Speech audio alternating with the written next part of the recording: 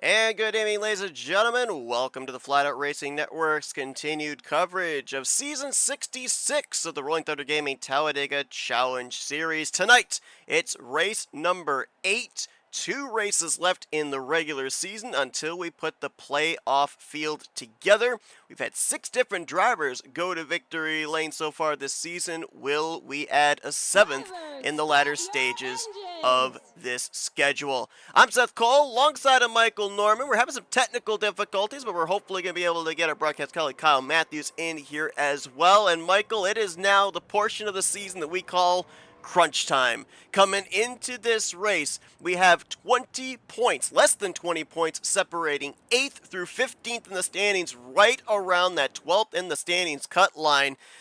Tonight's the night. If you're struggling to get inside of the top 20 in the point standings, you're looking must-win situation the rest of these 2 races. And for everybody else, you just got to look for some consistency in these next 2 weeks.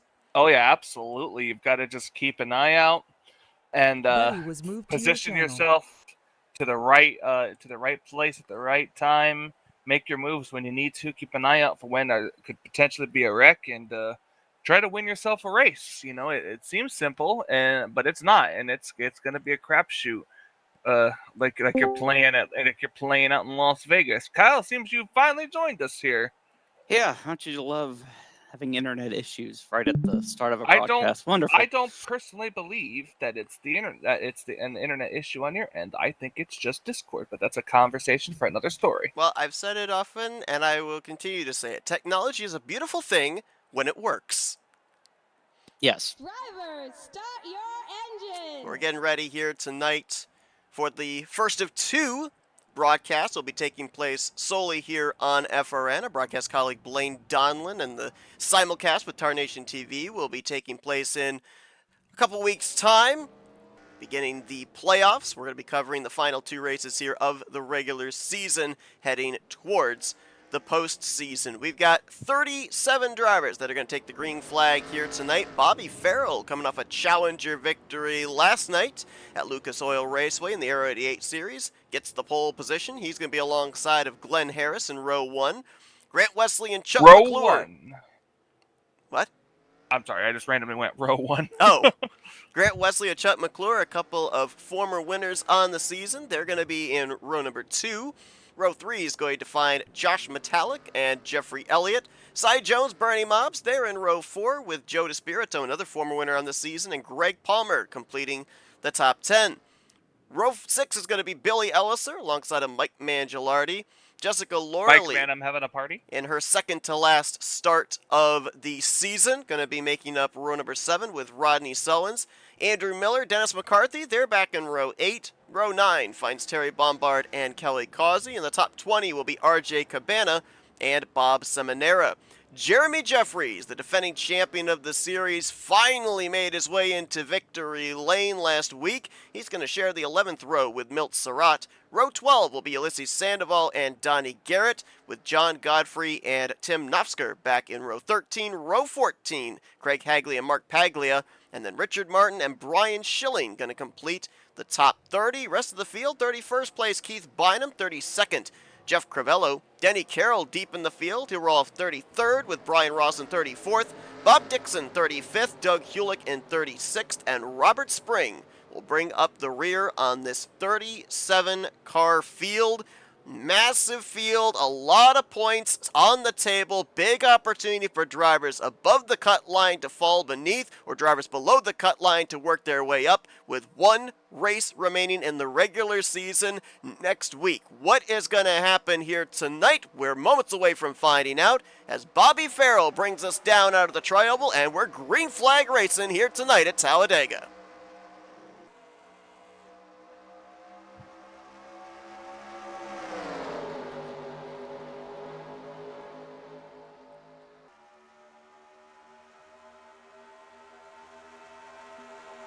All I hear is the sweet sound of those engines revving up to full power. Somebody on the apron of the track there. Looks like they're falling back on intentionally.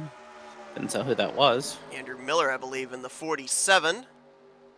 Qualified in the random qualifying draw 15th, but going to We'll call it the Cody Lamas strategy. He's going to drift to the back and ride. Only Cody Lamas was actually here. I was about to say, the Cody Lamas strategy, go to a hockey game? I believe he did. Well, he did say he was going to be missing a lot of races in the next coming weeks for that, so... Oh. Look at that, a man who chooses hockey over a championship. Bobby Farrell just barely led lap number 1 over the 8 of Glenn Harris. Look at all these throwback schemes. Love to know what the interval was on that first lap. Wow. Scoring coming in, saying it was 25 1/1000ths. By the way, for those of you wondering where Blaine and Rod, I should say, Tarnation TV, you all get it. I believe Blaine is on vacation starting this week, so that's why you have myself, Kyle, and Seth up here, and I don't think we are broadcasting on Tarnation, just FRN. It is just FRN for the next 2 weeks. Blaine didn't trust you with the stream key, did he? That's okay, I wouldn't trust myself with the stream key. All right, cool. Considering that you had him broadcast a race that wasn't FRN's broadcast, but broadcast anyways. Wasn't there a point, I don't remember if exactly I imagined this, but wasn't there like a gaming session that I accidentally streamed over here to FRN that was supposed to be somewhere else? I don't remember, honestly. I don't either. I think so. But it sounds like something you would do. I just remember getting a message from Matt Rod with a big question mark, like, huh? Why is this on our channel? Yeah, I say I don't remember, but it sounds like something he would do. How about the power move from Chuck McClure? We saw that third line going forward. He jumped up there with Greg Palmer and Jessica Loralee, and it propelled him to the front immediately once he got clear of all 3 lanes, right down to the yellow line. Chuck looking to have 3 wins here during the regular season. That was an aggressive move there by Greg Palmer. Just barely got in front of Jessica Loralee on that outside line. Chuck McClure knows that when the third lane is up there, gets you to the front, that you are to go straight to the inside because the inside becomes the dominant line.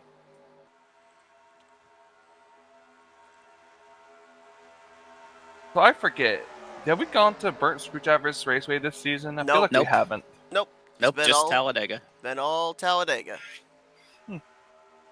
Back to the roots. Top 6 have got themselves single filed out, then double wide for a couple rows, then 3 wide for about 3, 4, maybe 5 rows. A couple of interesting names up here in this single file formation. We mentioned Chuck McClure, former winner on the season. Grant Wesley coming off that victory last night in the Aero 88 series. Former winner on the season, would love to join Chuck McClure as a multi-time winner, and that's just a few cars back. You see the black and neon yellow 24 of Joe DeSpirito, another driver that has formerly won this season. And obviously the goal is done for these particular drivers. They know that their victory, provided they stay above 20th in the standings, that they're locked into the playoffs. But you get bonus points for every victory you have during the regular season. So these drivers are still trophy hunting. There's still something for them to race for here in these final races of the regular season, trying to pad those points, make it a little bit easier for them to advance out of the first round. I was gonna say they look pretty content right on the inside line, but as soon as the thought even came into my head, Joe DeSpirito jumped to the middle line right there. I believe he's got Bob Seminara right behind him, and Jessica Loralee in the 8 car there.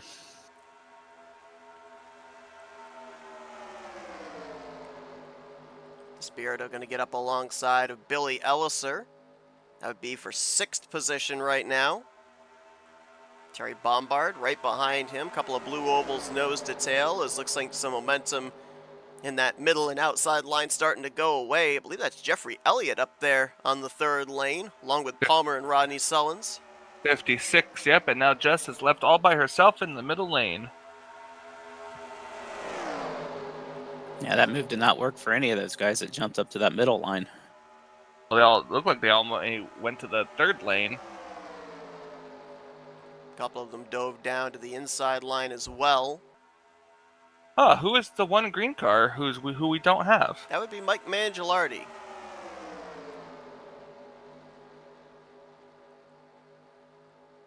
Ooh.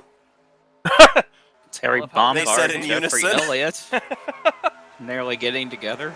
Bombard keeps his car on the bottom. wise move for the time being. You know, once these tires really start to wear a little bit, it really is a little difficult to keep your car on the inside lane. Oh, it's even tough with fresh tires because it's such a hard turning point when you're coming off of the banking onto the straightaway, specifically off of turn 2. Car gets really tight and wants to push up, wants to lean into that counter banking off the corner, and you got two choices. Either yank on the wheel really, really hard with it still floored and pray that it turns, or half throttle it. And that's why a lot of times we'll end up seeing that middle line get some better momentum off the corner and specifically off of turn 2 and down the back straightaway.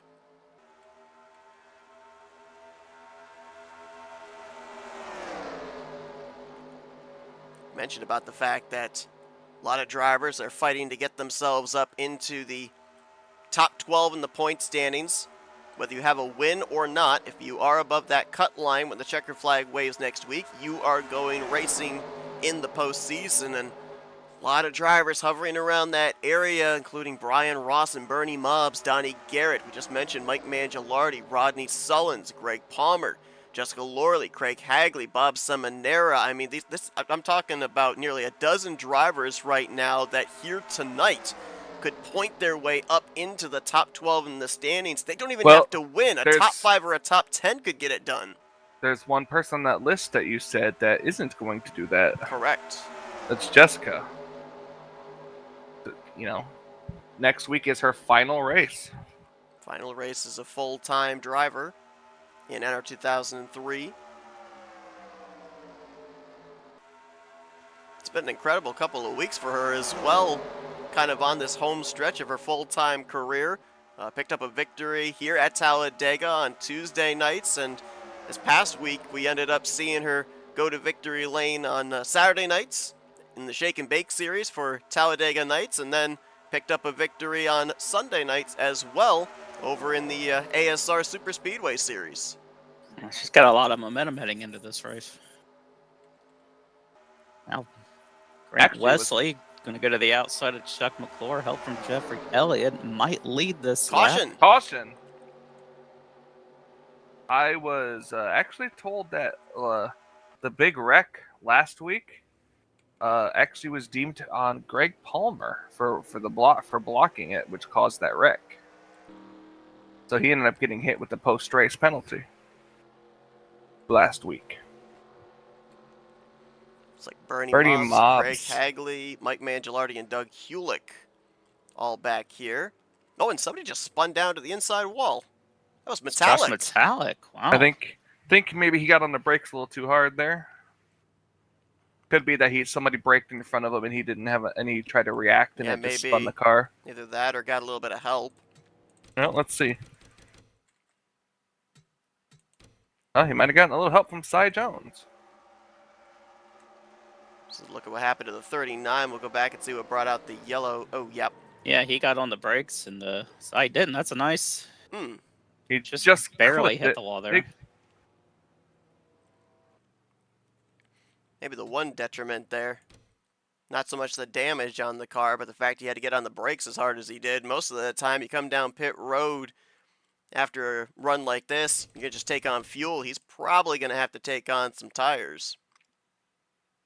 Well, I'm surprised it looked like he was a little bit in control of his car too, so I'm surprised he didn't just try to turn his car back in the opposite direction, but that could have also been disastrous. See what happened here to bring out the caution. A big checkup right there. Something happened to Tim Knopfler. Yeah, the 088 I think got sideways or something, and then it just kind of stacked up behind. I think he got a bump from behind from Brian Schilling, talking about Tim Knopfler, and it just accordioned back to where Bernie Mobbs was at.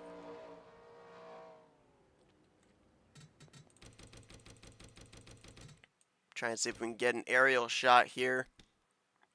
And watch a little bit further up ahead of the car we're focusing on, the gray 088 and the yellow number 4. Back up right there, then he got hit by the 4, yep. Now they kept it together, though. These guys back here didn't.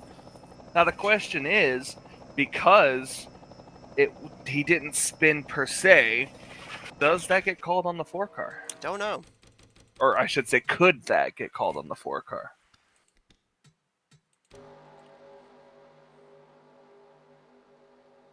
TV2. TV2. Every time you put it on TV2, that's what I have to chant. Jeff Crivello also got a piece of this. Crivello DeVille. And then a late hit into Mike Mangialardi.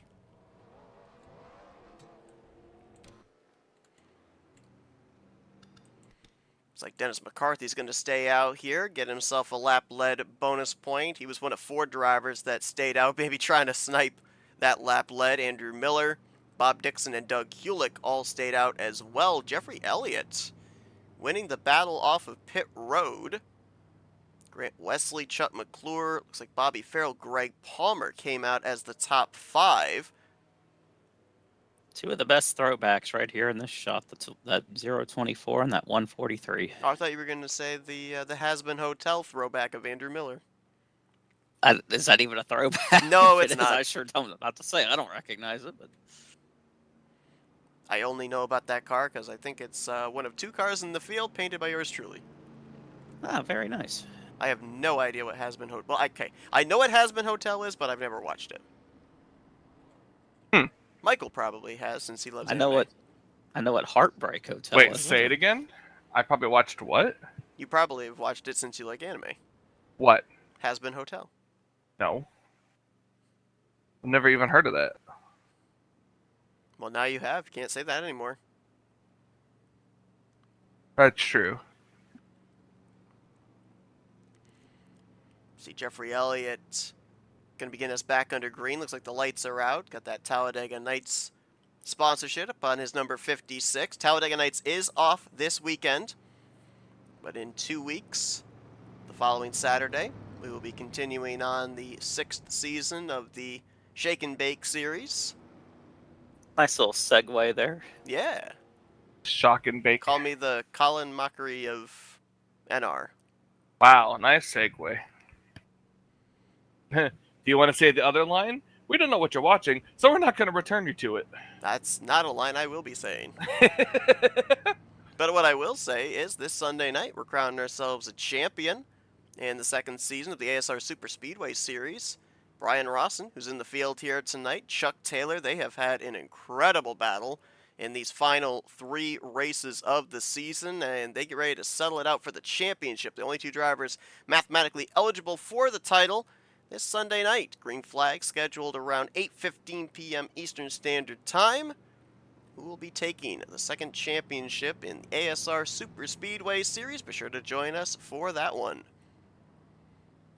That's when you get to see Burnt Screwdrivers Raceway, Michael. Huh. That's so. Ow. So the way they'll line up here for this restart, Jeffrey Elliott, Grant Wesley going to be the front row. Bobby Farrell and Chuck McClure in row 2. Greg Palmer, Rodney Sullins, row 3. Row 4 will be Billy Elliser and Joe DeSpirito. And the top 10 will be completed with Jeremy Jeffries and Milt Surratt. Everyone involved in this first caution of the evening. Look like they've made repairs to their cars and will continue on. All 37 drivers that took the green on the lead lap. I will be curious to see about the 31 of Bernie Mobbs, because I did see when he was involved in that wreck, the hood buckled up a little bit, and that could be a sign of potential aero damage. He's going to restart back in 29th position, so we'll keep tabs on that Robbie Gordon throwback as green flag waves, and a great launch there for Grant Wesley on that outside line. Actually led that lap on the restart, so he already had some bonus points, so he was leader before that caution came out. I believe he was. A driver with momentum coming into tonight. Grant Wesley called his victory last night at Lucas Oil Raceway in the Aero 88 series. He is perfect during the month of October in that series. 4 straight trips to victory lane, and as we cover the second half of the season for the Aero 88 series, a lot of hype, a lot of question marks. Can he go completely perfect 5 for 5 next Wednesday night when they head to American Speedway?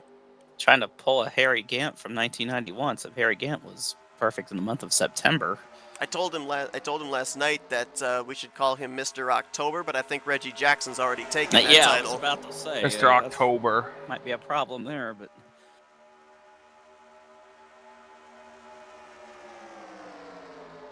And the lane, once again, still has all the momentum. They're really tightly packed on the inside, and you can see Jessica trying to get a third line started up there, but just no one really going with them. They say legends are born in October. I may have ended that streak, though. I'll have a little faith in yourself. And there's some Broadway musical or something, Legends Never Die, so there you go, you're immortal. Oh, okay. I don't know about that. But, I'm not going to test that. I was going to say, don't test the theory. Of course, as well, we'll be covering a lot more of the bracket challenge as we draw closer to the playoffs and go into the playoffs. We're putting a lot more of the focus on the losers side of the bracket for the final 5 weeks or so. We're getting close to winding down and knowing who's going to be the winner on the winner's side of the bracket. As coming into tonight, we're already down to our final 4. Brian Rawson taking on Donnie Garrett, Denny Carroll taking on Billy Elliser. Winner of those 2 matchups go on to face each other next week, and then they will wait about 3 or 4 weeks to find out who their future opponent will be to be the bracket series champion. We saw last week Brian Schilling ended up getting eliminated from the winner's side of the bracket, fell down to the loser's side of the bracket. He is the defending winner of the bracket challenge, past 2 seasons running. It's always possible. So he's still got a shot. But let's see, who is he facing tonight? He's not facing anybody. He's on a bye week, actually, as are Grant Wesley, Chuck McClure, and Joe DeSpirito. Those are some big names right there that are now down on the loser side of the bracket, waiting to see who their future opponents are going to be. On the loser side of the bracket, the 4 matchups here tonight are Rodney Sullins versus Mike Mangialardi, John Godfrey versus Bob Seminara, so the 7-11 versus the 7-12, Robert Spring against Glenn Harris, and Terry Bombard against last week's winner Jeremy Jeffries.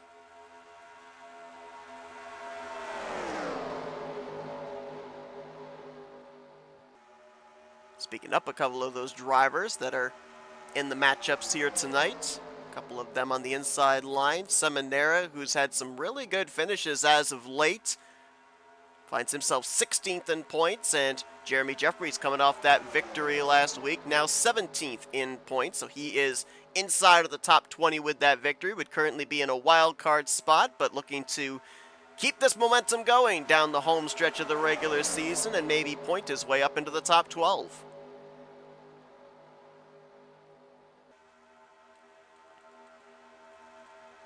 Josh Metallic making some moves.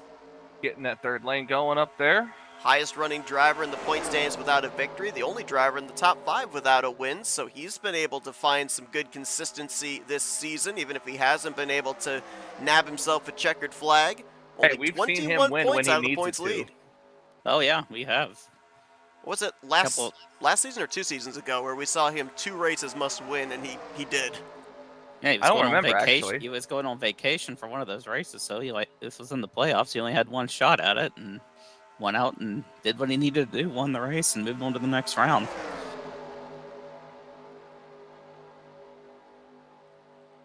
He's got that third line going. They're going to be 3 wide for the lead here in just a moment as Joe DeSpirito towing the inside, Metallic on the outside, and Grant Wesley now finds himself in the middle.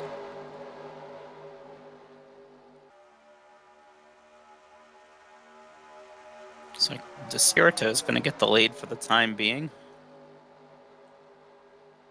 3 wide, looks like 6, maybe 7 rows deep. Big surge on that third line down the back straightaway. Metallic drew even with DeSpirito before they got to 3. Now that inside line gains the advantage. It's that middle line that's losing out right now as they're fading back.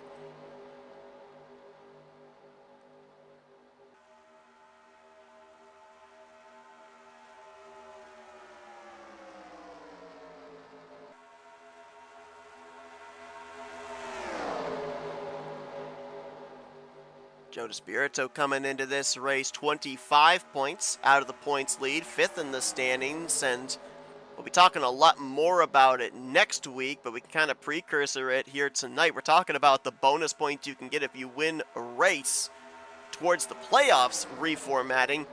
How about if you win the regular season championship? That's 15 bonus points right there, and there are 3 drivers coming tonight that are separated single digits for that points lead. Denny Carroll holds the points lead, 6 points in hand over Chuck McClure, only 9 back to Grant Wesley.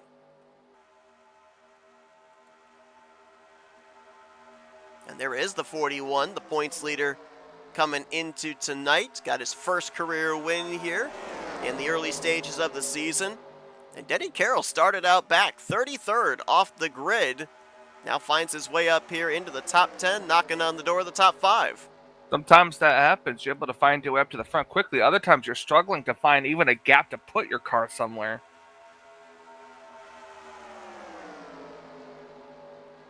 He's done a great job of working his way up there, currently running in the 6th position. I lost track of what lap we went back green. But we gotta, I would think, be getting somewhere close. We definitely have to be at less than 10 to go here before these drivers are going to have to dive onto pit lane. And this seems to be the running narrative where beginning of the season, drivers are trying to desperately get those victories, and we see cautions kind of break up the window where these drivers would have to pit under green flag conditions. Then we get into the second half of the season and drivers start to big picture race. We get those long green flag runs, and pit road plays a more pivotal part into who's going to advance into the playoffs. I want to say it was lap 11 or lap 12 that we went back to green. Were we that late? Okay. Now Denny Carroll going to lead that outside line. Got help from Grant Wesley, Chuck McClure, Rodney Sollins, and others. Bob Seminara and Jeremy Jeffries saw that run coming. They're going to move up to the outside line as well. Grant Wesley with Chuck McClure. They're going to find the 3rd lane with Rodney Sollins. Nobody wants to ride tonight, it seems. If you've got that run and you got that momentum, they are willing to take it somewhere.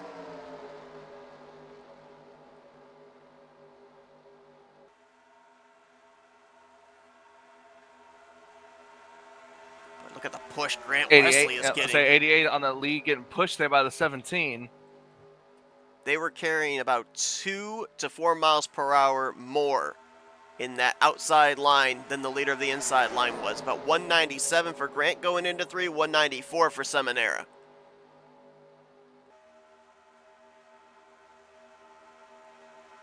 They're at 8 projected laps. That was just told. Okay, so you would have been just about right on the money, 11 or 12, the lap that we went back green on.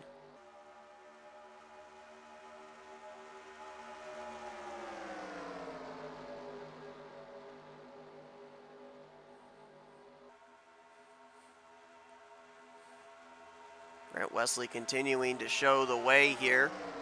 He's led 6 laps so far here tonight. It's not quite yet been a driver that has dominated this race, as Chuck McClure has led 5 laps, 4 laps for the pole sitter Bobby Farrell, and then Ronnie Sullins, Joe DeSpirito with 3 each. So it's been kind of split up amongst a number of different drivers. We're closing in very soon on the halfway point here tonight. About 7-ish laps. So halfway. Mentioned about checking in on drivers involved in that earlier caution. Looks like Bernie Mobbs is up to speed. He's still able to stay up here with the lead pack.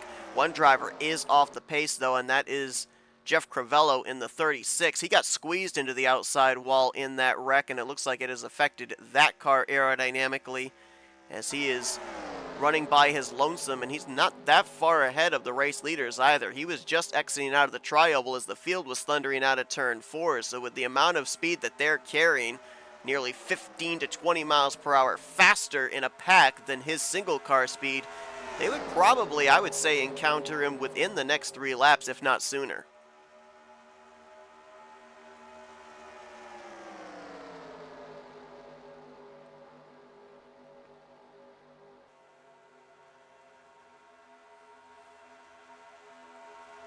Looks like they were trying a third line further back there with Glenn Harris, Craig Hagley.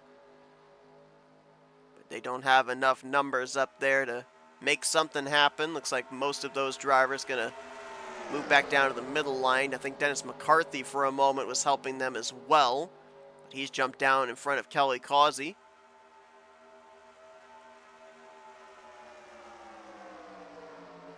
Just noticing fourth on that outside line there, Ulysses Sandoval in the 96 now making his way up into the top 10. Started mid-pack in the 23rd position. Ulysses coming into this race 30th in points. He's not run all the races this season. Last year was a playoff contender, was a multi-time winner as well. Gonna have to have two really good races, more than likely going to have to win at least one of the next two races to have a shot of getting up into the top 20 and a wild card spot.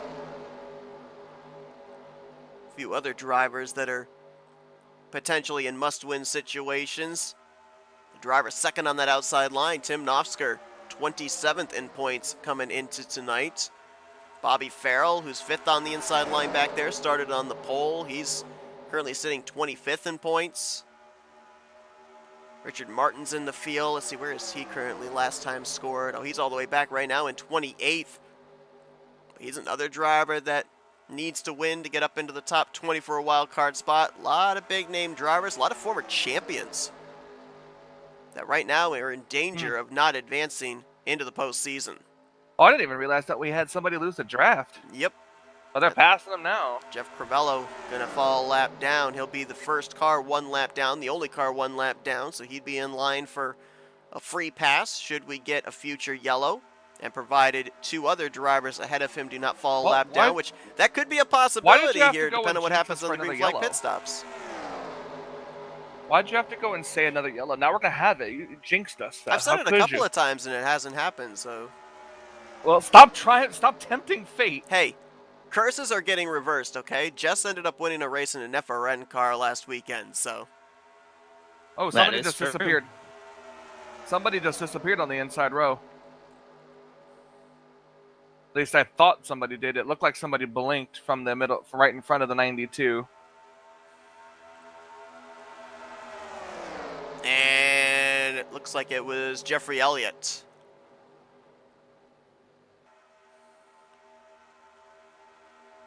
Now the question is, will he... Oh, that might have been him right there. I see going off that says he might have been disconnected from the server. Yep, I just noticed that, and he's just retired from the race as well. Pit stops are about to begin as well. 2 projected laps, I was just told. And I'm seeing radios lighting up. This would be a bad time to go to the commentator's room, so I'll wait till after the round of pit stops. One would certainly think that Grant Wesley you're gonna wait to make your onto pit road, although he's been kicked up to the outside line. You're gonna wait to make your pit stop? Yep, I'm gonna wait to make my pit stop until everybody else has made their pit stop. Pit stop. Pit stop. Here we go. Oh, Grant's able to make it down. Ooh, Bobby Farrell locking him up. Oh, Joe DeSpirito and Wesley, they saved each other. They did, but the question is, when that hit happened and they let off the brakes, did it mess up their hot pit? It's a great point, because remember back to last week, Grant Wesley, Tim Nofsker made contact coming onto pit road. Wesley ended up getting hit with a black flag for speeding. Never got a caution after that to be able to get back on the lead lap.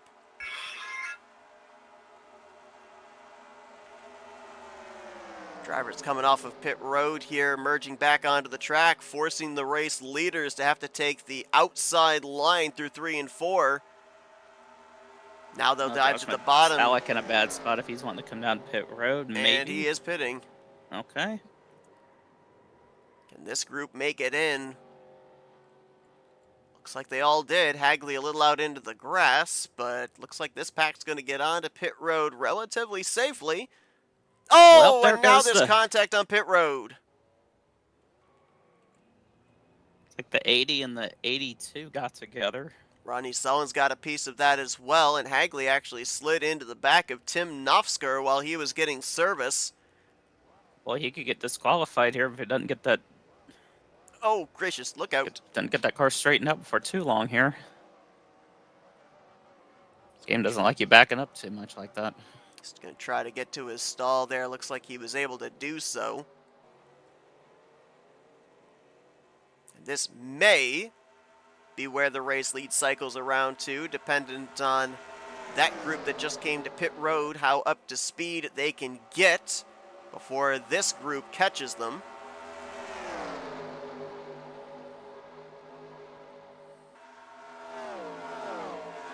One driver's going to have to make the dive back onto pit road to serve a penalty. It's the driver at the tail end of this single file train, the 77 of Donnie Garrett, too fast on pit road.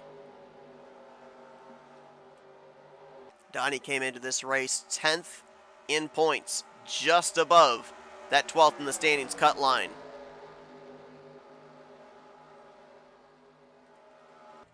Chuck McClure coming down pit road. I did not have him on my telemetry as getting a black flag, but looks like he is coming down to serve a penalty, and a very slow Kelly Causey there in the 00. I think he might be out of fuel. That's all the looks of it right there. No. Yeah, he was trying to get to his stall. Almost did. But that car is sputtering. There's McClure serving the pass-through. Yeah, I'm just now getting the reading that McClure had a black flag, as did Terry Bombard in the 10 car. So we will see him and Donnie Garrett more than likely peeling off onto pit road this time around. Yep, there goes Garrett. And Bombard to follow. You mentioned how important these pit stops are, how you don't want to make any mistakes, and we saw 3 of them right there. And going back to last week, as I mentioned, when Grant Wesley got hit with the speeding penalty, they went green the rest of the race. So all that track position lost was never able to be regained. In the case there for Chuck McClure, who's been out in front a number of laps here tonight. Donnie Garrett, who's fighting to keep himself above the top 12 in the points.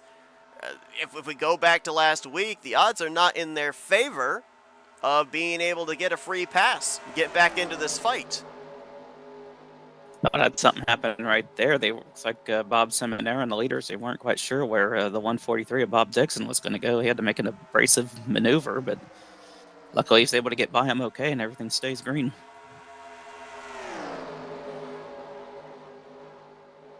Things get worse for the 77 of Donnie Garrett. I'm not exactly sure. We saw him come down pit road to serve the penalty, but now my scoring is reading as the 77 disqualified from the race. And that makes the road even tougher, because coming into tonight, he was only 5 points above the 12th in the standings cut line. I'm hearing that he did legitly get disqualified. But he came down and was serving his penalty, so I'm not sure how he got disqualified then. They're still showing the black flag for the 10 of Terry Bombard for me as well. Looks like he's now coming off of pit road. Maybe got hit with a second penalty. Okay, so he came down. Oh, and now Terry just got DQ'd. He came down to serve his penalty on the 3rd lap, and I guess the penalty was probably a stop-go. Well, Terry just got disqualified as well. We just saw him disappear from the screen. Yeah, the penalty could have been a stop-go, and they just did a drive-through. It's very possible. I don't know, but I mean, again, this is why you shouldn't wait till the 3rd lap to serve a penalty. So two drivers just like that disqualified from the race. For Terry Bombard now, this means next week's going to be a must-win situation for him to get into a playoff spot. I mean, can't say I, blame somebody. Want to stay out as long as they can. Hope, try to get a caution. That way they can serve their penalty under caution. But yeah, at least you got to be sure of what you need to do in order to serve that penalty too. My scoring's going quite wonky, because it showed the 10 and the 77 disqualified. They crossed the line and it updated. It now shows that the 77 retired and the 10 out of the race due to an engine gearbox. So I don't know if my scoring knows what it's doing.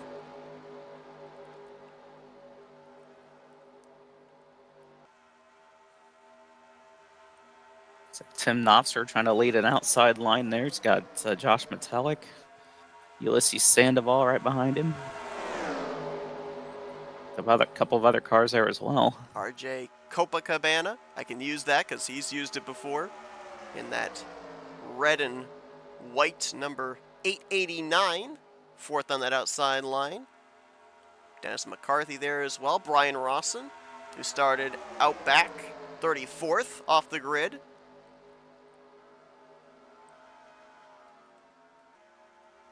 There's Chuck McClure after serving the penalty. Gonna go a lap down to the leaders. So put him in one of the two lucky dog positions. Right now, the second free pass would currently belong to the 143 of Bob Dixon, who is trailing this lead pack.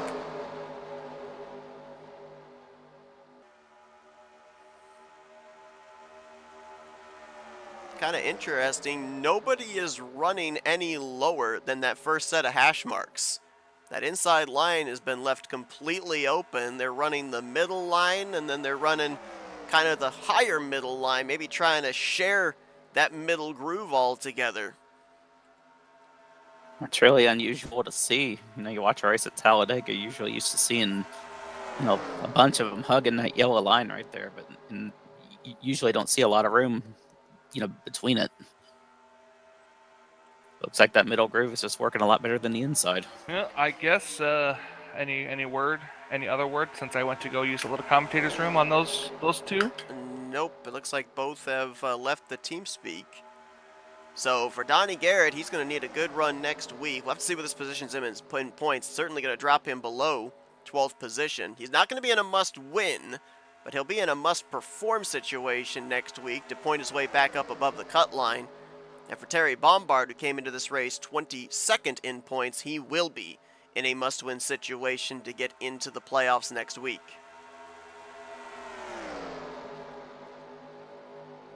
Had 3 or 4 drivers get hit with black flag penalties during that last round of green flag pit stops, and here's the problem. When they pitted, they cannot make it the rest of the way on fuel. They're going to have to come to pit road at least one more time before the conclusion of this race. So while we saw a number of drivers make mistakes that time round, it could happen to some others here on the money stop. And they're 10 projected laps away from pitting on in this cycle, so that should put them having to take on, I believe, a can and a half of fuel.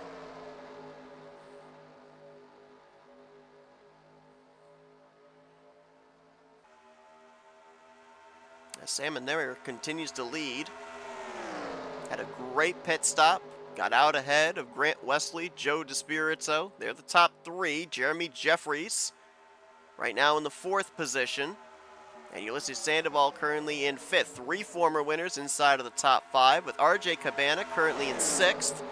Brian Ross in 7th. Jessica Loreley in 8th. 9th is Greg Palmer. And Richard Martin currently holding down the final spot inside of the top 10. Looks like we've got a total of 19 drivers in this lead pack that are on the lead lap, back to John Godfrey.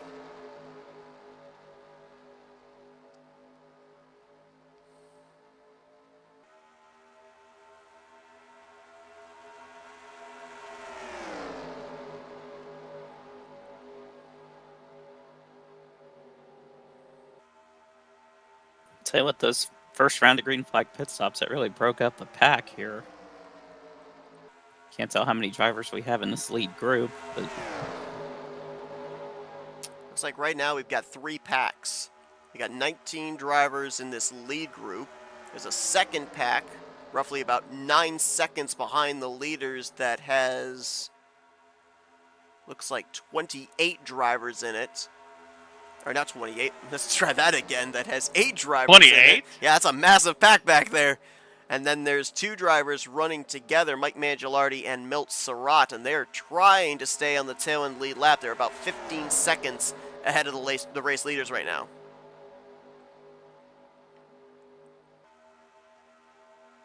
Just checking in too on the bracket challenge, the pit stops under green, certainly shaking that up. We saw Donnie Garrett out of the race, which means that Brian Rawson automatically will be moving on to the finals on the winner's side of the bracket next week. Denny Carroll and Billy Elliser, their battle is still to be decided, although right now Denny Carroll is currently in the 14th position. He is up in this lead pack. Billy Elliser is 23rd. He's back in the second pack, nearly 9 seconds in arrears.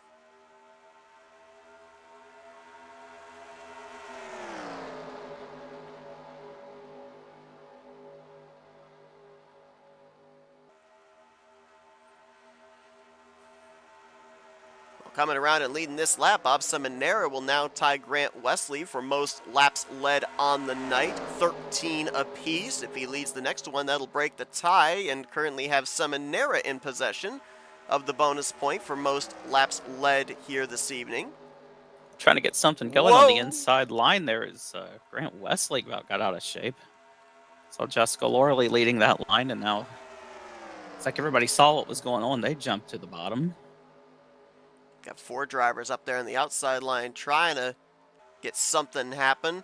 Back around 7th place, Tim Nofsker, Josh Metallic, Chuck McClure, and Brian Schilling.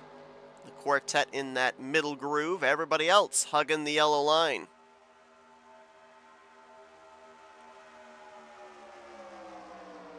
Chuck McClure, of course, is a lap down. Might be trying to get his lap back the old-fashioned way. No better feeling when you're this late into the regular season and you have something like that happen, like what happened to Chuck McClure, and you know you've got 2 victories on the season and you are solidified to go playoff racing. Gives you that well-needed safety net with the unpredictability of super speedway races.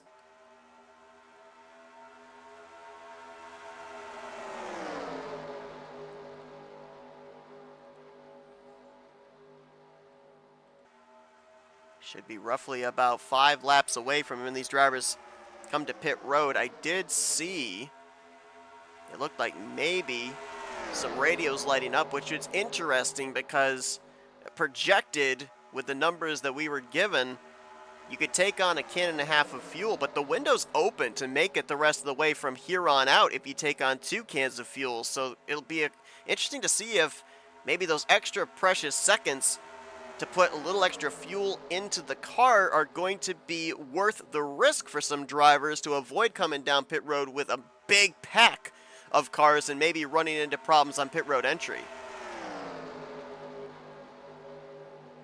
Well, they got 4, soon to be 3 projected laps, and we see a couple cars on pit road right now, the 23 and the 28. It's like Robert Spring as well. Whoa, gracious. Don't pull a Kevin LePage. Yeah, almost did. That looked awfully close there to the yellow line for Doug Hewlick. Rodney Sullins was part of this group as well. The yellow line is just a line. It's just there for show. It's to say you can't go underneath it. But I've never heard the official rule or them say that you can't really go below it. Well, you I've always heard you can go below it, you just can't advance your position. Exactly. Yep, I was about to say that. And here they come. Seminara.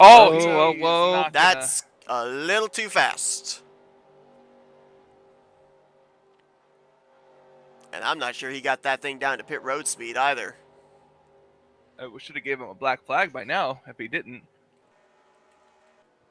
Glenn Harris, Milt Surratt, Richard Martin, Denny Carroll also on pit road with that group. But Bob Seminara, who up to that point had led the most laps, 16 in front, may just have very well have possibly taken himself out of the running for this checkered flag as he turns the lead over to Grant Wesley.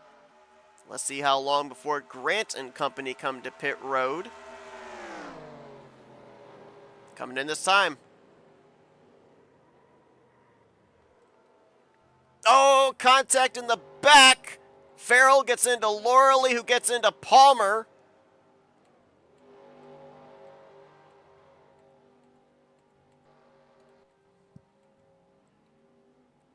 All cars get it rolling again here, but that's the troubles of coming down pit road with a big pack of drivers. You run into those type of issues. Chuck McClure is still yet to pit.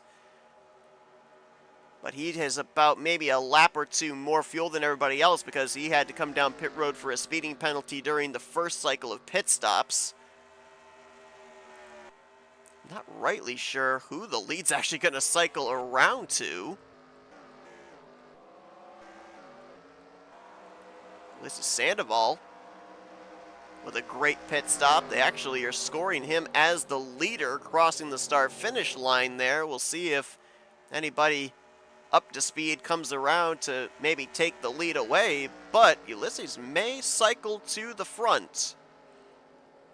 And we've got more drivers that have been hit with speeding penalties. Richard Martin and Denny Carroll, the points leader. Black flags for those two drivers on the money stop. Bob Dixon in the 143 as well.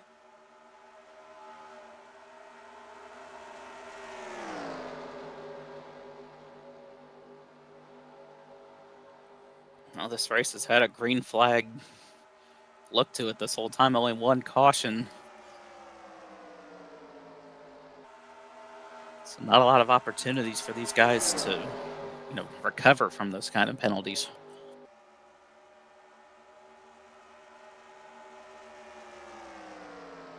We're waiting for scoring to update itself here. It looks like indeed Sandoval is the leader. Jeffries is second, Rawson third, DeSpirito in fourth. Those four drivers right there, that's your lead pack. You got to go nearly 2.5 seconds further back before you find the fifth place car, which is RJ Cabana with Grant Wesley, Tim Nofsker, and Josh Metallic. That is 5th through 8th. Go another 2.5 seconds back, and that's where you'll find Brian Schilling, Glenn Harris, Dennis McCarthy, and Andrew Miller. That is 9th through 12th. So you've got 3 separate packs of 4 drivers each for your top 12 right now.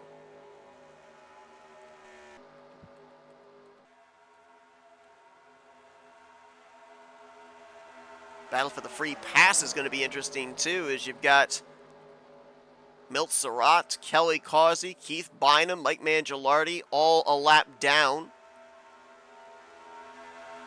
Highest 2 drivers. Oh, Causey's coming to pit road here. I did not get anything on my telemetry of him getting a black flag, but he's nonetheless coming down pit lane in that 00, so that takes him out of eligibility for a lucky dog position.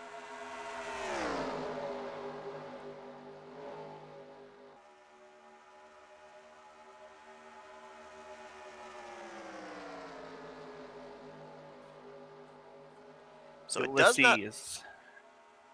So it doesn't look like Bob Seminara got hit for a speeding penalty, but all the time that he spent trying to recover from the spin in the infield grass lost him a ton of track time. He's currently half a straightaway ahead of the race leaders here. Actually, less than that. There he is. He's about to go a lap down. Well, as much as, it's on the front pack, missing pit road like that. In there that's kind of mixing things up, but other than that, you see him going a lap down now. Missing pit road like that is very tough, but consequences are like that when they're trying to get on the pit road really fast and stay up with the pack. He also pitted from the lead. So I don't know if maybe that puts a little added pressure on a driver, knowing that there's going to be a bunch of drivers behind you and you feel obligated to go maybe a little bit faster. I just think that he missed second. I think he missed his braking point. That second pack has caught the lead pack. Yes, they have. They call that lap traffic right there. It's allowed that next group of 4 to close in. They're going to try to use the momentum. Now the question is going to be for that third pack of 4. Will they have enough speed to be able to catch up? Do a little comparison of lap times here. So for Glenn Harris in this group, they're running roughly about 48 threes. Up here in this group, they're running 47 threes and 47 twos, so they're losing a second a lap. Kelly Causey Gonna let the leaders on by. Saw him come back down pit road, so he must have gotten a speeding penalty, had to serve it. That's gonna put the 00 now 2 laps down.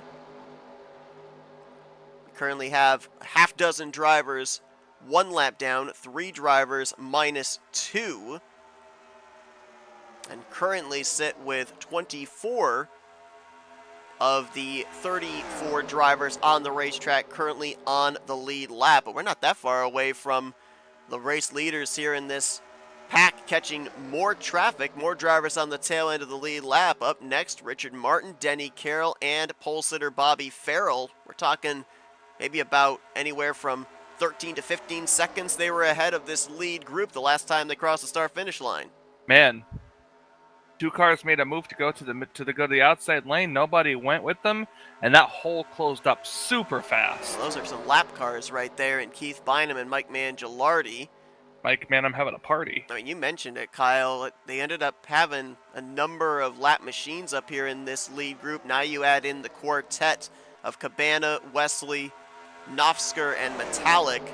There's a lot of X factors in this group right now that aren't able to battle for the win being a lap down, but certainly could be some drafting help for one of these guys that might be trying to look for a push to the win. Well, someone looking for some room there is Jeremy Jeffries, trying to get by Ulysses Sandoval for the race lead. Had a couple of looks there, but nothing happened. Now Tim Nofsker goes to the inside. I don't think anybody really went with him either. Nope.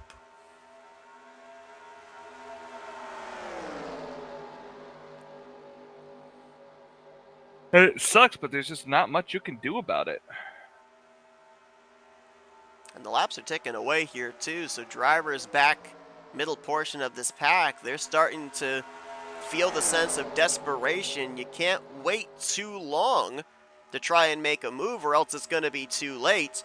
And we've seen a couple of races this season end under yellow with the caution coming out second half of the lap, so there's just not enough time to be able to generate a run to be able to make a move.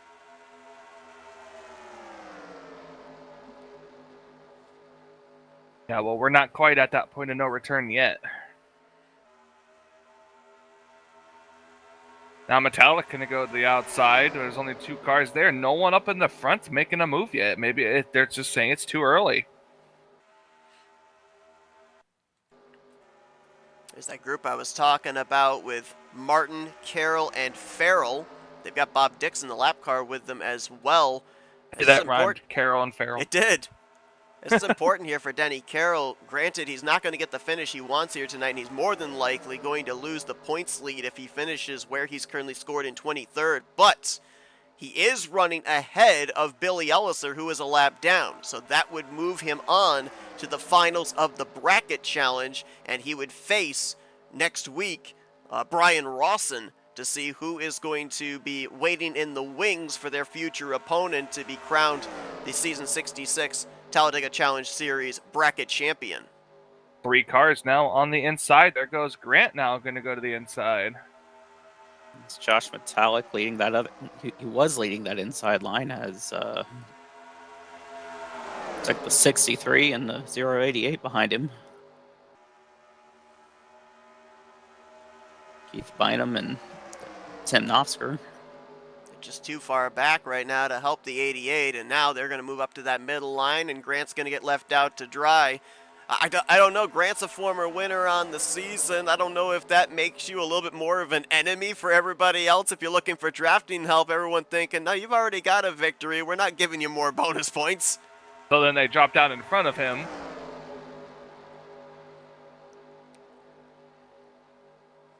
Oh, that was a last-minute move there by Bob Dixon right there. Bob Seminara, another lap down car. Seminara, I'm sorry. Now Rawson going to drop down as well. Right, Rawson, we ended up seeing a number of seasons ago. Whoa! Oh boy, that could have. Close call there between Sandoval and Jeffries. Saw Rawson a couple of seasons ago have a multi-win season. Oh, Jeffries gracious. And Despirito about get together. Man, they are so much for all that single file racing that we just saw. Yeah, it's go time. We're entering into that point of no return realm, even with the new EXE. we get down to around 64 laps completed, more than likely the race is going to end under yellow, so it's go time for everybody here. Outside lane is still kind of where you want to be. It's got the most cars in it.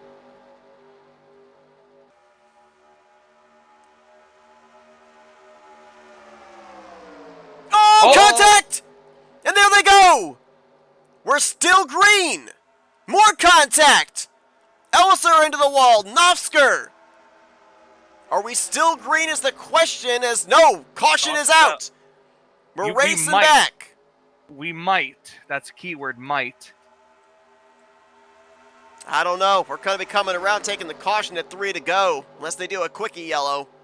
No, you're right. It's 3 to go. They're probably not going to be able to. Joe DeSpirito is going to have a buffer between himself and Grant Wesley in the form of the lap car of Bob Seminara. He will take the caution with 3 laps to go. And barring us getting a 1-lap shootout here, no, it's not going to happen because even their EXE won't do it at 2 to go. So this was the race to the finish. So this is official? Yeah. So Seminara, correction, DeSpirito. They would have to spam it literally right now. If it'll even work.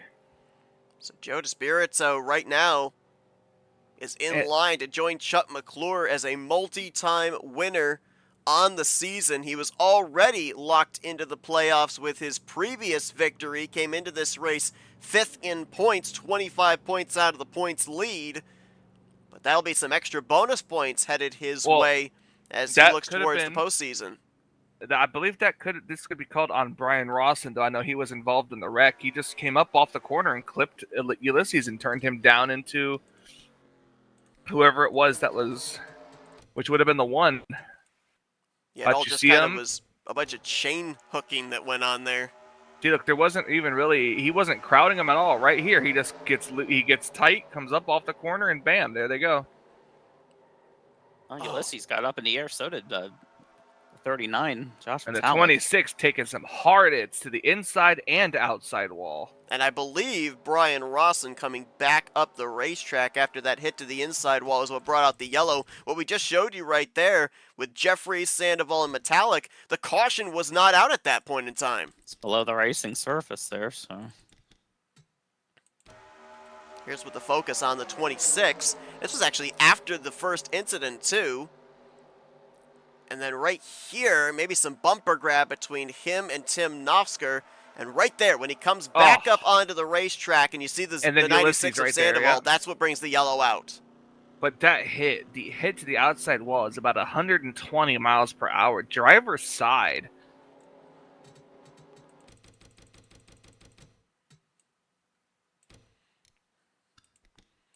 Wild ride for Josh Metallic.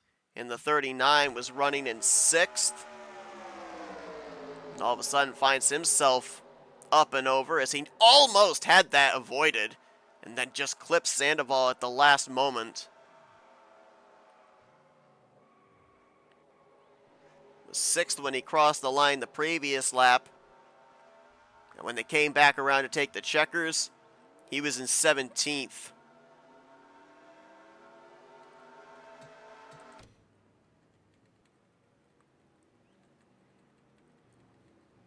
Yeah, see, we're already on 2 to go, and the lights are still on. Yep. So this race is going to end under caution. It's only the 2nd caution of the whole race. Correct.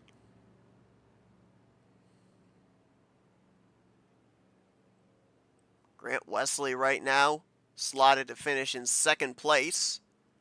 More than likely, according to the live scoring, is going to be the points leader going into the regular season finale next week. RJ Cabana currently slotted final spot on the podium in 3rd. And then Tim Nofsker and Ulysses Sandoval, who we saw involved in that wreck. That lead group had built up such a gap over the rest of the field that drivers involved in the wreck had enough time to recover, get back into the throttle, and get back to the start-finish line to still finish top 5, top 10. Even Jeremy Jeffries crossed the line in the 10th position.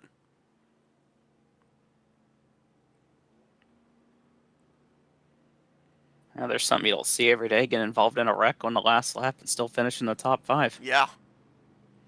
Just shows how the field got majorly spread out between those 2 cycles of green flag pit stops as the white flag displayed over the hood of Joe DeSpirito.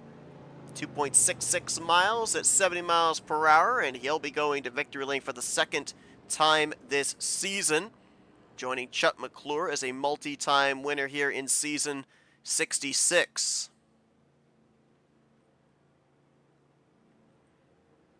Going to be a lot of drivers that are going to be moving up or falling away or below that 12th in the standings cut line coming into tonight. You mentioned there, Michael, about that incident more than likely going to be deemed on the 6th of Brian Rawson. He came into this race 8th in points. He was only 14 points above the 12th in the standings cut line. A post-race EOL could drop him down below that heading into next week. Bernie Mobbs going to finish right now unofficially 18th, involved in the only other caution prior to this one. He was 9th in points coming tonight, 7 points to the good above the cut line. Donnie Garrett, we documented he got disqualified earlier on this evening during that first cycle of green flag pit stops. He was 5 points above the cut line coming into tonight. It's going to be a lot of drivers falling below, and based off of the current running order, going to be a few drivers that may migrate their way up above the cut line. Greg Palmer, 11th right now on the scoring pile on. He's 13th in points coming into tonight. Jeremy Jeffries with a top 10 run, 17th in the points coming into tonight. So there are some drivers that could leapfrog their way up into the top 12 in the standings at the conclusion of this one. And the points were close coming into tonight. I think they're going to be just as close, if not closer, going into the finale next week.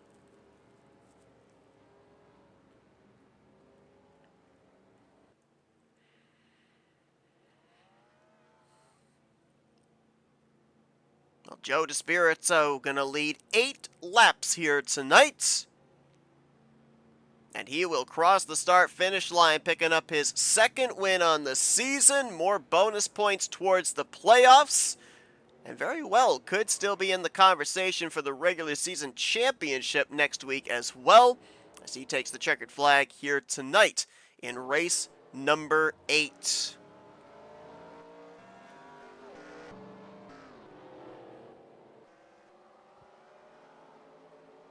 Going to get treated to some signature reverse burnouts here tonight out of that Exalta Chevrolet.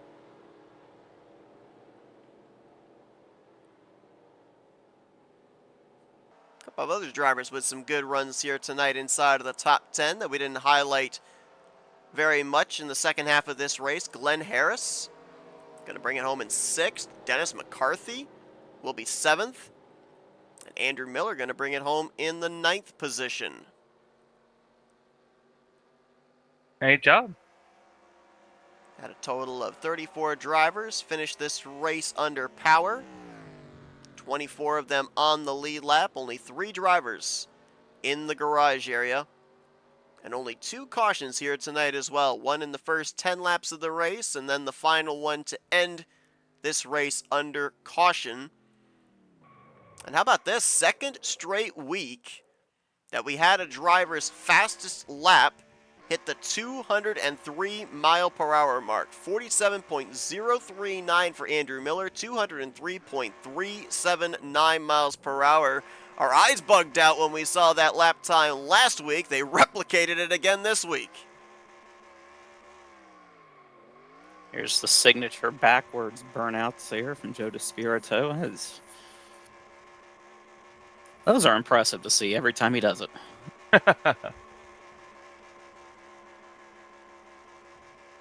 I chuckle when I think back to last Saturday night, Michael, when Jess tried to replicate him. Yep. Oh, don't hit the wall. Oh, he hit the wall. Gotta have some scuffs on the car to make it look like you tried. Right? He just did it to pass post-tech inspection. There you go. That's it. Gonna park it right underneath that David Cannon tribute logo there, just at the exit of the tri-oval as we show you your finishing results here tonight. some important finishes for some drivers here. Grant Westleague, as we mentioned, going to take the points lead after finishing second. Tim Nofsker came into this race mired in 27th in points. May have potentially been able to get enough points to work his way up into the top 20 in the standings, but I think he still is going to need a victory next week to get himself locked into the playoffs. Same for Ulysses Sandoval, who brings it home in the 5th position. Brian Schilling, who came into this race 27 points out of the points lead in 6th. Solid top 10 run for him, so he could still be in the conversation for regular season champion.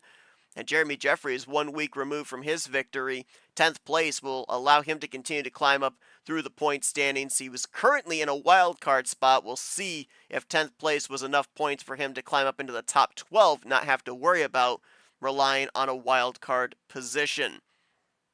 See the rest of the finishing results here. Those drivers had good runs. On the flip side, drivers that needed good runs tonight and did not get them with one race remaining. Denny Carroll came in the points leader. He'll finish the last car on the lead lap in 24th place. Bob Seminara, we saw his pit road miscue, going to finish in 25th. Chuck McClure came into tonight, two-time winner, second in the points, finishes a lap down in 29th. So it'll be interesting to see amongst some of those drivers there that were inside the top 5 in points coming in tonight, but did not get the finishes they were looking for this evening. Where does this position them mathematically in hopes of getting those valuable 15 bonus points for regular season champion next week? That's going to take us into our FRN post-race wind down. It's time to dial up our podium finishers on the night. Let's see if we can hold first of 3rd place finishing RJ Cabana. User was moved to your Hey channel. RJ, it's the guys up here in the FRN booth. You got a copy? Yes, sir. What's up? Hey, another great run for you here tonight. Your 2nd podium on the season as well, but things got really interesting up in that lead pack. You had the intermingling of lead lap cars and lap down machines, some X factors up in that lead group, and it kind of looked like everybody was a little antsy as well, trying to figure out when was the right time to make a move for the win. Yeah. I was just trying to position myself to keep myself up there in the conversation. Obviously, just trying to respect the rest of the guys going for the, for their points and stuff. I'm just usually a hit and run here when I come in, so I just try to run a clean race. Respect the guys, and I was just trying to time my move. Try to see what I can do if I could try to move up one here and there. And like you said, it started getting a little antsy there at the end. People, trying to get in the right line. I saw an opening there and got in front of the 39 there, Josh, on the low line. So I got behind the 6, and I just thought, well, Jeffrey was leading our line there. So thought I'd try to get in there and see what I could do and, just try to get up there. And then I don't know what happened there at the back straight. So it looks like somebody was just trying to, go, maybe they were going for the same position or something. So once I saw the smoke, I just tried to steer clear of it, and try to keep all 4 wheels on it. If you guys had been able to run those final couple of laps under green, did you see any type of a scenario, any ways of the seas parting to be able to get up there to the front? Or at that point in time, did it kind of seem like you guys were gridlocked and it was just a matter of trying to move your line along? Yeah, it looked like it was gridlocked, to be honest, with, us going, at that time before the wreck, it was like 2x2. So, I think we were pretty much set where we were at. If there was an opening, I wasn't going to try to, like I said, I was just trying to respect the guys going for points. If there was an opening and I know I could make that move and make a clean move and try to go for the lead or the win, I would have done it. But, I was just trying to be mindful of the guys running and, I think we were just gridlocked there at the end. It's interesting. We seem to see this type of a trend every single season where we start getting closer towards the playoffs and these final races of the regular season, and we see pit road play maybe more so a part than anything into who's going to be locking themselves into a postseason position and who isn't. And people maybe kind of, when they see the field spread out, they kind of get a misconception that the intensity has died down.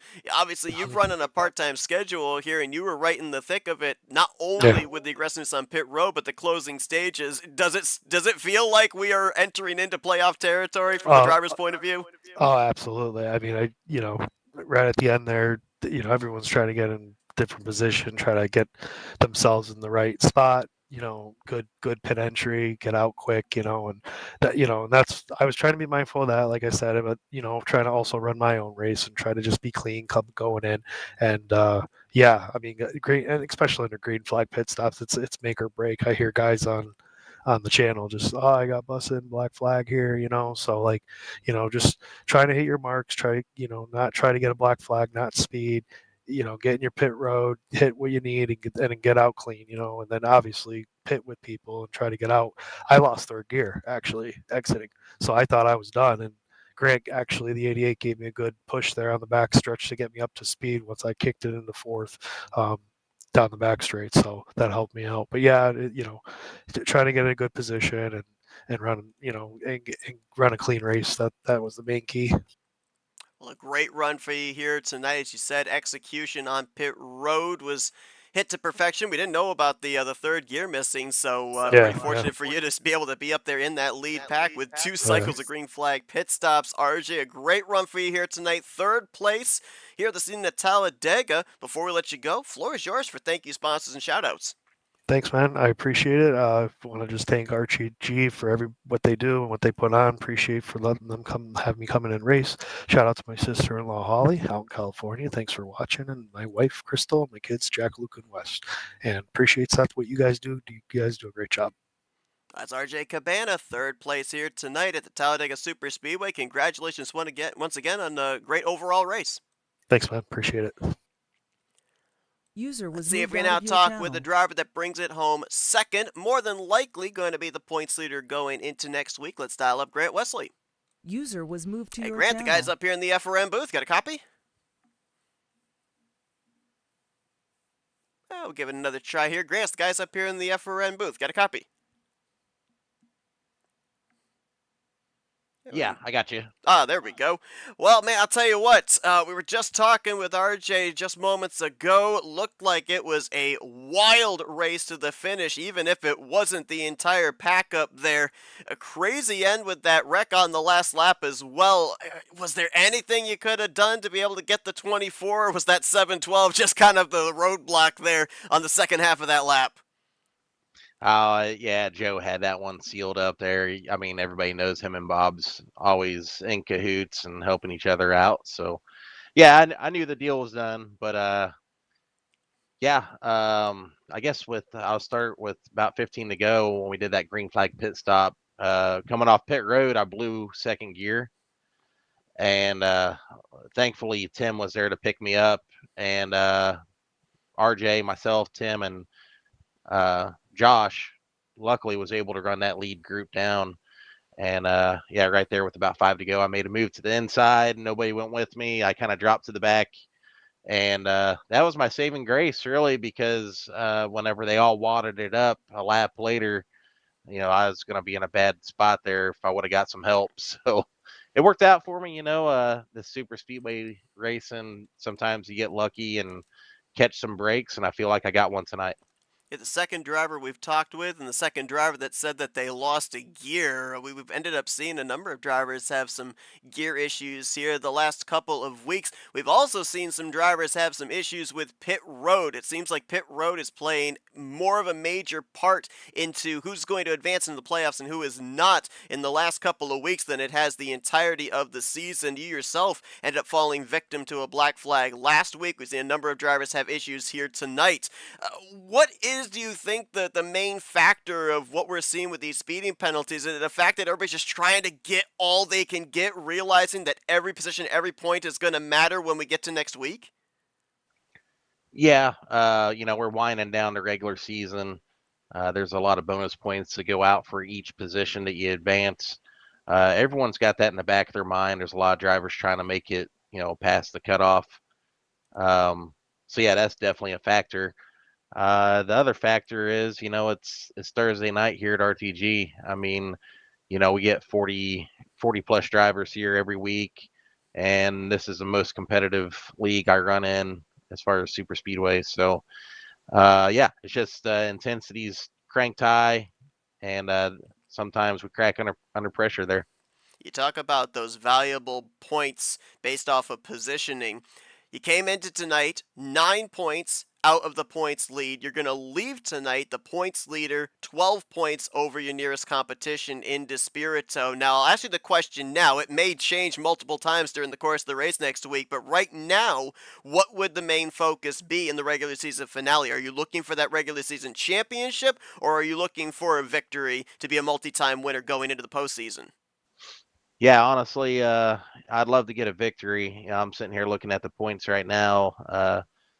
Joe's in second with 2 wins, so that would automatically make us tied. I believe make us tied after the reset. So yeah, I'd love to get another win to get those bonus points for that win. That being said, it's a double-edged sword.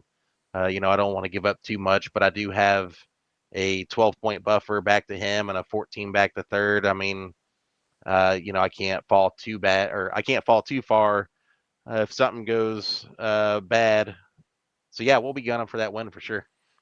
Well, Grant, a great run for you here tonight, bringing it home solidly on the podium. And as mentioned, now taking that points lead into next week's regular season finale. You're already locked into the playoffs, but some valuable bonus points up for grabs in next week's race. We wish you the best of luck there. Congrats on the great run tonight. And before we let you go, floor is yours for thank you, sponsors, and shoutouts. Yeah, I'd like to thank Sean Prime. I'd like to thank the admins here, Josh, Rodney, and Tim, FRN. Thank you guys for taking time out for us. Congratulations to Joe DeSpirito. He's a multi-time champion. He's won several races. He's much deserving of that win. Thank my teammates with XFM, my friends and family for watching, and my girlfriend Brittany. That's Grant Wesley, runner-up here tonight with 1 race left to go here in the regular season. Points leader going into that regular season finale. Best of luck there, and congratulations on the great run tonight, Grant. All right, thanks. And let's see if we can go down to victory lane. Second driver to be a multi-time winner here in season 66. Let's get a hold of Joe DeSpirito. User was moved to your Hey, Joe, it's the guys up here in the FRN booth. Got a copy? Hey guys, how you doing? Hey, a great run for you here tonight. Execution on pit road, gaining you track position on both occasions, and then right place, right time there on that final run to what was eventually going to be the checkers, that race-ending caution. Crazy race, but you bring it home with your second victory on the season and some great momentum with 1 race to go here as you get yourself prepared for the postseason. Yeah, man. Tough start to the season, but crazy turnaround. 2 wins in the last, I don't know, 4 or 5 races here, and some great top 10 finishes. And all of a sudden, we're looking for trying to get that points lead. 12 points back right now.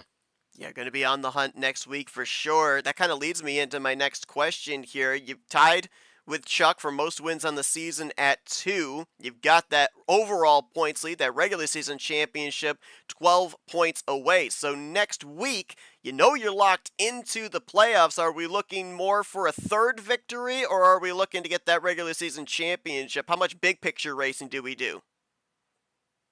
Well, now that you said it, you said next week is the last regular season race. 12 is tough, especially against Grant.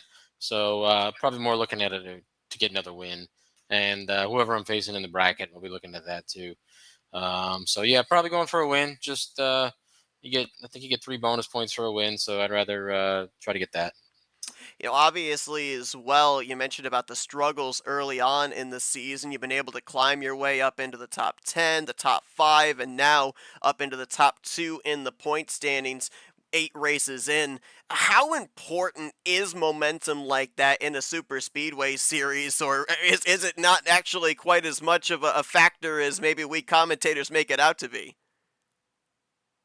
Yeah, no, it's a thing. I mean, it's just the way you feel pushing cars. I mean, You got to feel comfortable being a good pusher, and you kind of got to feel the movements out when people are going to make a move, and when you're going to, you kind of got to see it before it happens. You know what I mean? Like that last lap, we were coming out of 2. I saw the 6 kind of drifting up, and I could tell a wreck was about to happen, and I went up before they even touched each other, and that got me the win right there. So you kind of got to feel it out, and when you're in that zone, it feels good. And I did a lot of work, help from my uncle with my pedals. My throttle was kind of messed up, and he helped me with that and the springs and all that stuff. So, yeah, momentum, that's a thing, man. Well, you certainly have it on your side here. One race to go until you make your preparations to fight for another championship here on Thursday nights. We got treated to those reverse burnouts again here this evening, and we'll let you get back to your celebrating in Victory Lane here in just a moment. But first, we'll give the opportunity for some Victory Lane thank you sponsors and shoutouts. Thanks, Seth. Of course, I want to thank everybody at RTG, all the admins on Thursday night. And always miss Bones. All my racing, some of it's going to be dedicated to him in the future, of course, because he did so much to help me out. So always got to mention him. So I want to thank you guys at FRN, Sullins Paints, Redline Performance Motorsports. I want to thank my team at Mobs Motors, and everybody watching at home, my Uncle T, LC, Dan, and everybody at work. So thanks, guys. That's Joe DeSpirito. He joins the multi-win club here in season 66. Picks up the victory here tonight at Talladega Super Speedway. One race to go until the playoffs begin. Best of luck next week, Joe, and enjoy your victory tonight. Thanks, guys. Good night.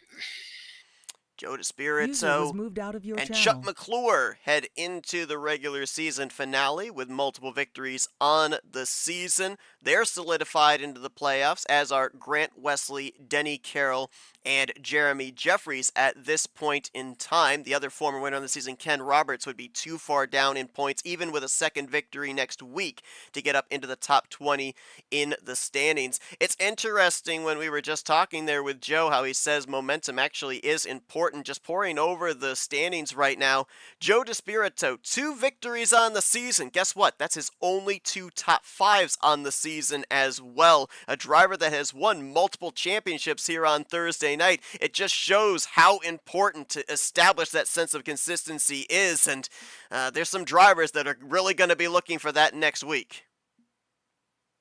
Man, that's hard to believe. The only 2 top 5 finishes that he has are the 2 victories, but those 2 victories can go a long way. They really do, and victories mean a lot in this.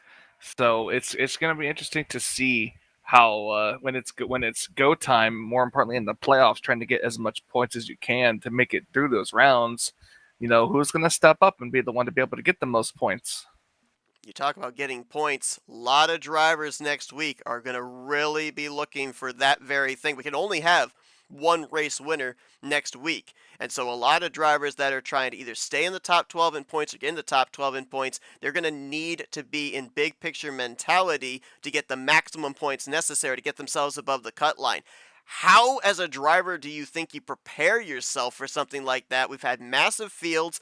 These last couple of races have been major execution on pit road that has played a pivotal part. How do you maybe mentally prepare a game plan for next week if you're trying to point your way into the postseason?